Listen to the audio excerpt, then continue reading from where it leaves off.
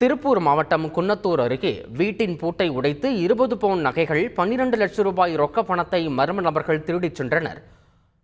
வள்ளியரச்சல் பகுதியில் வசிக்கும் கோவிந்தசாமி என்பவர் குடும்பத்துடன் வெளியூர் சென்றுவிட்டு வீடு திரும்பிய போது வீட்டின் பூட்டு உடைக்கப்பட்டு பீரோவில் இருந்த நகைகள் மற்றும் பணத்தை மர்ம நபர்கள் திருடிச் சென்றது தெரிய வந்தது.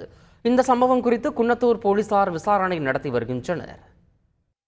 சென்னையை அடுத்த ஊரப்பாக்கத்தில் உள்ள தனியார் வங்கி ஏடிஎம்மில் பணம் நிரப்பும் போது 37 லட்சம் ரூபாயுடன் மாயமான தனியார் நிறுவன பாதுகாவலரை போலீசார் கைது செய்தனர். பணத்துடன் தலைமறைவான குணசேகரனை செல்போன் எண்ணை வைத்து திருவான்மியூர் பகுதியில் 8 மணி நேரத்தில் போலீசார் கைது செய்து பணத்தை மீட்டனர். பின்னர் செங்கல்பட்டு நீதிமன்றத்தில் குணசேகரனை ஆஜர்படுத்தி சிறையில் அடைத்தனர்.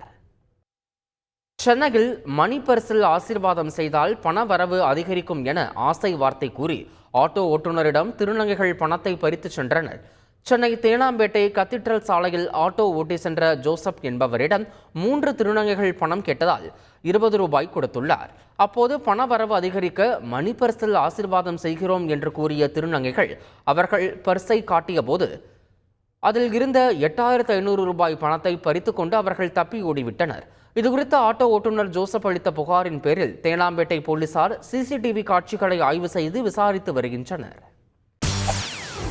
செய்திகளை உடனுக்குடன் தெரிந்து கொள்ள உடனே சப்ஸ்கிரைப் பண்ணுங்க.